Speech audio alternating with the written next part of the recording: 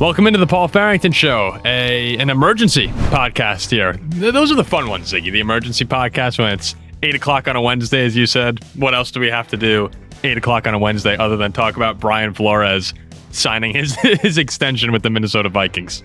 Well, I don't think this is an emergency podcast. I think this is the exact opposite. This is like the diffusing podcast. You're right. It's honestly, it's just a celebratory diffusing podcast because this is a big deal. This is a very big deal for the Minnesota Vikings, who it's easy when you have such a down season like we do, where we're irrelevant for so long, and it feels like we're so far away from being competitive again. Even though we are half a game out of the playoffs, it's kind of easy to fall back into like, all right, whatever. But this is like, our goal is to win a Super Bowl. I want to see a Super Bowl before I die. My father wants to see a Super Bowl before he dies. He's getting worried that the clock's running out on him here. Signing that Brian may be Flores. Equally probable for the two of you. Yeah, it actually might be. It actually might. But extending Brian Flores is a step in the right direction for getting that checked off the bucket list for both of us. This is a big deal, right? So the Vikings finished the season 9-8, right?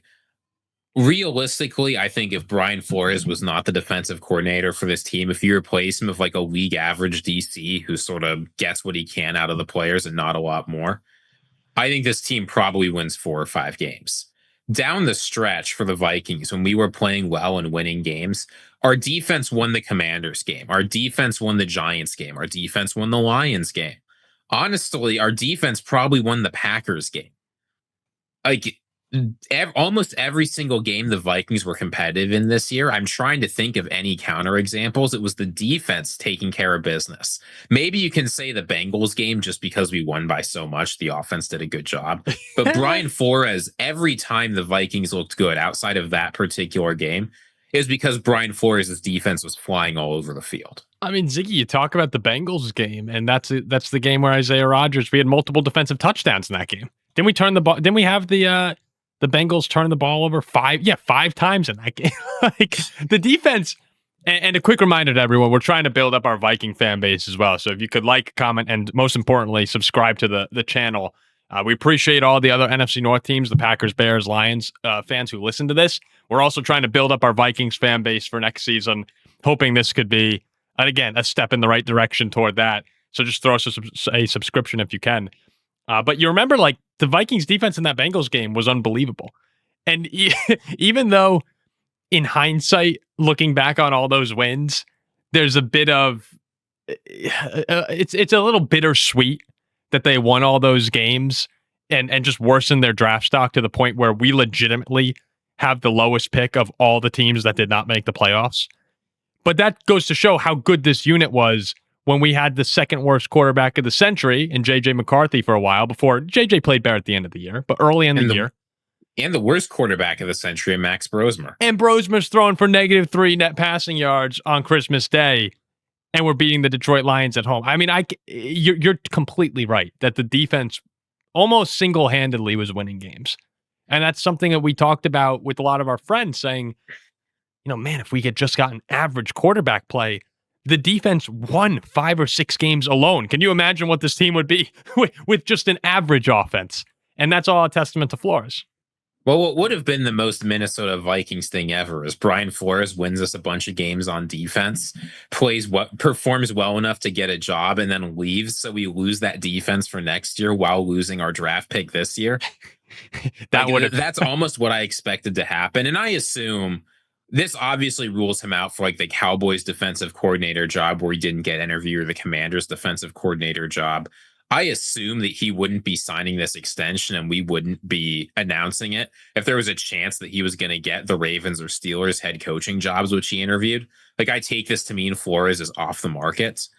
Him coming back was a necessary condition for the Vikings being good next year. And it's a relief that after this season from hell, something breaks our way.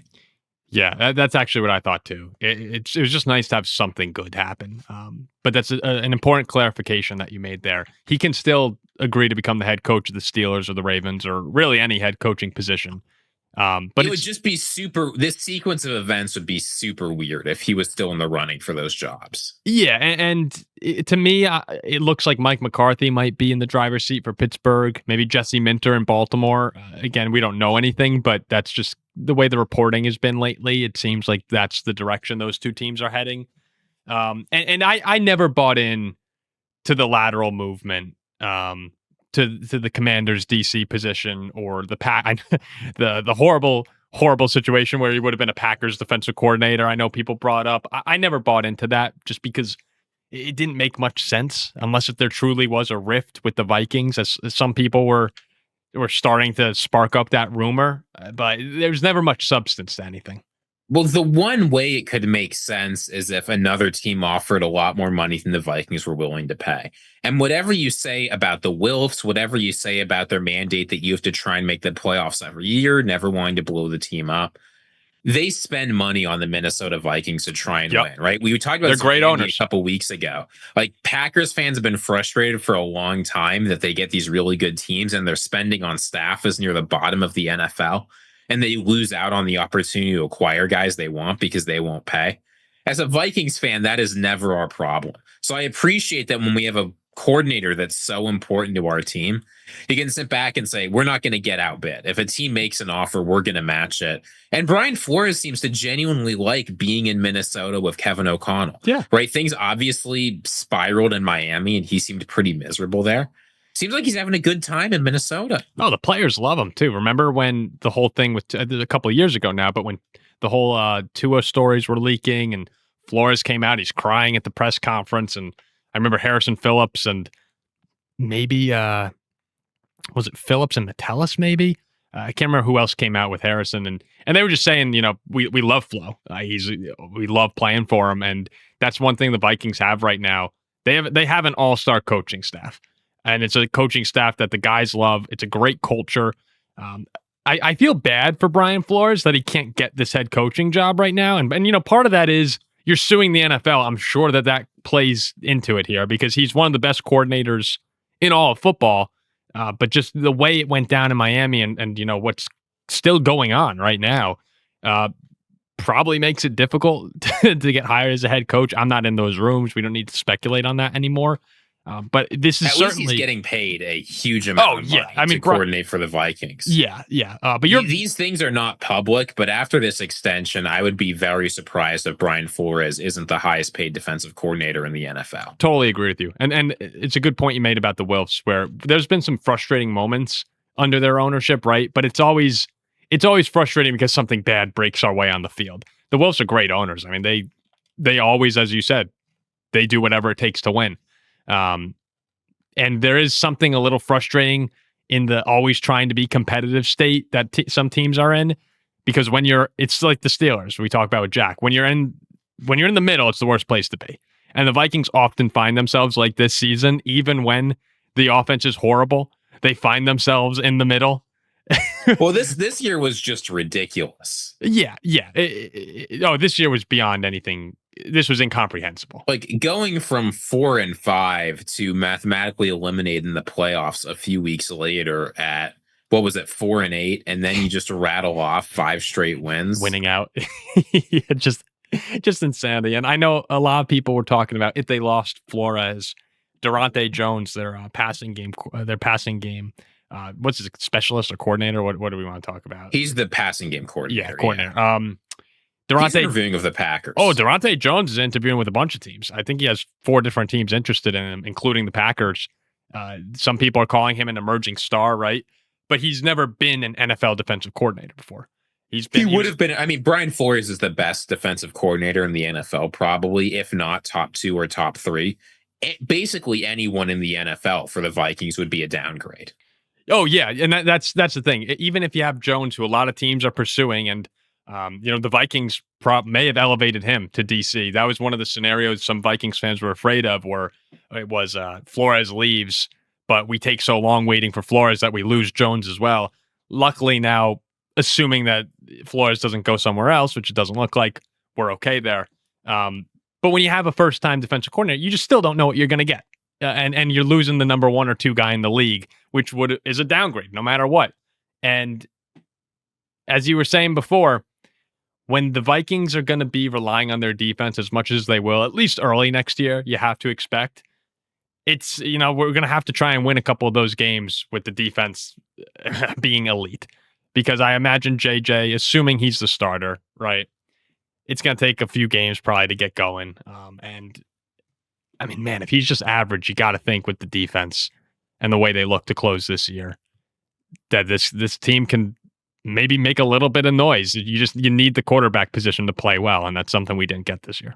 Well, the NFL for a long time, it seems, has been dominated by elite offenses and okay defenses, right? That's what's been going far in the playoffs. This year, it really has been the opposite. If you look at the teams in the divisional round, a lot of them, like the Texans, I know Drake May was the MVP, but he had a lot of turnovers when the Patriots are Definitely, playing. yeah. The Seahawks, Darnold has been up and down, but the defense has been steady. There are a lot of teams going deep this year on the back of their defensive play. The Broncos, even. Why do people think they have any chance starting Jarrett Stidham this week? The defense has been lights out, whether Bo Nix has been up or Bo Nix has been down.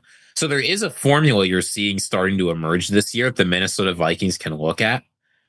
JJ McCarthy he's got to be better, or we've got to get someone new. Oh, it's what makes everything so sad about the Sam Darnold situation is you have the defense pitching these shutouts, and I mean we had multiple games with 5 or more turnovers for us. That's insane. It's incomprehensible. Now to be fair, we didn't have a ton of turnover. If you take away those 2 games, we probably. I mean, let me just take a look real quick. NFL turnover margins. Let's see. If you take a look at turnover, so we did have those 2 games. Let's do total takeaways. Not in the postseason, in the regular season. So if you look at total takeaways, the Vikings had 21. And I mean, we had 11 against the Lions and Bengals combined. So, I know you can't take those games away, but the Commanders were 31st in the league with 10. That's where we would be if you take those 2 away. So it's just something next year. Again, you win those games, right? If you have 5 or 6 turnovers, that is legitimately 2 wins. But during the rest of the year, the Vikings defense really was not that good at getting the football. And that's something that we'd like to improve on. But I wrote these. It is worth flagging, though, right? A lot of that came from the fact that our offense couldn't do anything. The Packers got to run the ball on us 37 times. Yes. The Chargers got to run the ball on us 36 times. And I'm not counting QB runs in that either. Right? The Vikings, if the offense can't do anything, I'll never forget, watching that Packers game on TV. Or it wasn't the Packers game, it was the Seahawks game. I can't remember what game it was. It felt like it could have been any game. And the announcer said, this team's up 17 to whatever against the Vikings. The game's over. They have no chance this offense is scoring 17 Yeah, we couldn't do anything. We couldn't do anything.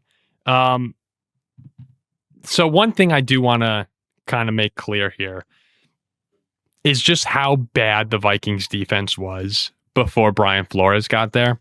People forget because they remember the good Mike Zimmer years. Yeah, you remember exactly. You remember the beginning of Mike Zimmer, which was unbelievable, right? The Vikings defense before Mike Zimmer, one of the worst in the league.